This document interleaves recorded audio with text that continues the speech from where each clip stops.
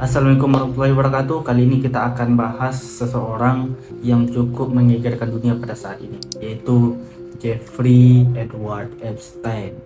Dia lahir pada tanggal 20 Januari 1953 di Brooklyn, New York. Dia berasal dari keluarga Yahudi kelas menengah yang hidup sederhana. Ibunya bernama Paula yang bekerja sebagai asisten sekolah sekaligus ibu rumah tangga. Sementara ayahnya yang bernama Seymour George Epstein bekerja untuk Departemen Taman dan Rekreasi Kota New York sebagai pengurus taman dan tukang kebun. Kedua orang tuanya itu menikah pada tahun 1952, tidak lama sebelum dia lahir. Masa kecil Epstein tidak menunjukkan tanda-tanda yang dia menjadi sosok yang akan dikenal dunia gitu. Ia tumbuh seperti anak-anak lain yang biasa di lingkungan Brooklyn dan dikenal memiliki kemampuan akademik yang lumayan baik, terutama dalam hal menghitung atau matematika. Ia bersekolah di Lafayette High School, kemudian ia melanjutkan pendidikan ke Cooper Union dan New York University. Namun, walaupun begitu, dia tidak pernah menyelesaikan kuliahnya dan tidak memperoleh gelar sarjana. Awal karirnya sebagai guru yaitu dimulai pada tahun 1974. Pada usia 21 tahun, Epstein memulai karir profesional sebagai guru fisika dan matematika di Dalton School, sebuah sekolah swasta yang bergengsi di kawasan Upper East Side, Manhattan. Ia dipekerjakan meskipun tidak memiliki gelar sarjana, yang merupakan suatu hal yang tergolong tidak biasa pada saat itu ya. Sekolah Dalton ini dikenal sebagai tempat belajar anak-anak dari keluarga yang cukup kaya dan berpengaruh. Lingkungan ini secara tidak langsung membuka kesempatan bagi Epstein untuk bertemu dengan orang-orang dari kalangan elit. Selama mengajar di sana, Epstein dikenal cerdas dan percaya diri. Namun, menurut sejumlah mantan siswanya, ia menunjukkan perilaku yang dianggap tidak pantas kepada beberapa siswanya. Ia sering memberi perhatian berlebih kepada siswi perempuan di Dalton School, yaitu dia bertemu dengan Alan Greenberg, seorang eksekutif senior di perusahaan investasi besar yang bernama Bear Stearns. Anak-anak Greenberg ini merupakan siswa di sekolah tersebut. Melalui pertemuan orang tua dan guru, Epstein berhasil membangun hubungan dengan keluarga Greenberg dan orang tua murid yang lain. Kemampuan Epstein dalam berbicara dan membangun relasi membuat dia semakin dikenal dan membuat terkesan orang tua murid. Bahkan ia berhasil meyakinkan sebagian dari mereka untuk merekomendasikannya kepada Alan Greenberg tadi. Namun, pada tahun 1976, Epstein diberhentikan dari Dalton School dengan alasan kinerja yang dinilai kurang memuaskan. Meskipun demikian, momen ini justru menjadi titik balik besar dalam hidupnya. Tidak lama setelah keluar dari sekolah tersebut, Alan Greenberg menawarinya sebagai pekerja di perusahaannya. Setelah dia masuk di dunia keuangan yang didukung oleh Bear Stearns tadi, menandai awal karirnya di dunia perbankan dan investasi. Ia bekerja dalam berbagai posisi dan perlahan mulai membangun reputasi sebagai orang yang pandai menangani kliennya yang kaya. Dunia keuangan memberinya akses ke lingkungan yang lebih jauh dan berpengaruh.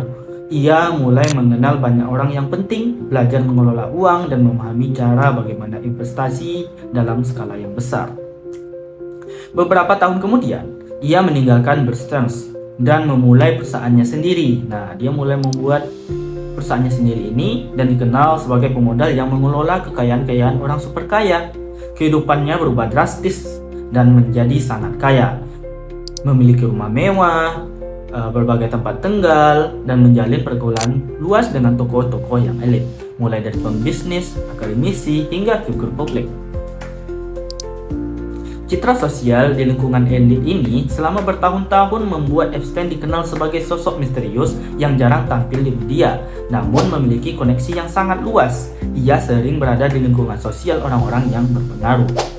Banyak orang-orang melihatnya sebagai pengusaha sukses yang berhasil naik dari latar belakang sederhana menjadi sebagian dari kalangan elit. Namun, di balik kesuksesan itu, kehidupan Epstein menyimpan sisi gelap yang perlahan mulai terungkap. Awal munculnya kasus hukum pada tahun 2005, kepolisian di Palm Beach, Florida mulai menyelidiki Epstein setelah seseorang, yaitu orang tua, melaporkan bahwa putrinya yang berusia 14 tahun diduga telah dijelecehkan secara seksual olehnya. Parah juga ya. Laporan ini menjadi awal dari penyelidikan yang lebih luas. Dalam proses penyelidikan tersebut, pejabat federal mengidentifikasi puluhan remaja, banyak juga korbannya, yang diduga menjadi korban. Beberapa di antaranya bahkan masih di bawah 14 tahun. Kasus ini mulai menarik perhatian publik karena jumlah korban yang terus bertambah dan karena status sosial Epstein yang cukup dipandang tinggi. Ia menjalani hukuman sekitar 13 bulan penjara. Selama masa tahanan, ia bahkan diberi izin keluar untuk bekerja dalam jangka waktu tertentu yang semakin menimbulkan kritik dari masyarakat. Setelah dia bebas, Epstein kembali menjalani kehidupannya dengan relatif tertutup, meski namanya masih dikenal oleh publik. Walaupun kasusnya sempat meredup dari perhatian publik, ia tetap memiliki kekayaan dan koneksi yang masih berada di lingkungan sosial kelas atas. Namun bayang-bayang masa lalunya yang tidak pernah benar-benar hilang dilanjutkan dengan penangkapannya kembali pada tahun 2019, yang pada tahun itu Epstein kembali mencuat. Ia ditangkap oleh pihak berwenang Amerika Serikat atas tuduhan perdagangan seks anak di bawah umur. Kali ini perhatian dunia tertuju padanya. Banyak pihak mulai membahas kembali masa lalunya, jaringan pergaulannya, jumlah korban yang diduga jauh lebih besar. Kasus ini menjadi salah satu skandal terbesar yang melibat sosok kaya dan berpengaruh. Banyak pertanyaan muncul tentang siapa yang pernah menjadi rekan kerjanya, seberapa luas jaringan yang ada, dan mengapa kasus ini bisa berlangsung begitu lama. Namun sebelum pengadilan selesai, sebuah peristiwa mengejutkan terjadi. Pada 10 Agustus 2019, Jeffrey Epstein ini ditemukan meninggal di sel tahanannya di New York pada usia 66 tahun. Pihak berwenang menyatakan ia meninggal karena bunuh diri. Kematian ini menimbulkan banyak perdebatan dan spekulasi dari berbagai pihak.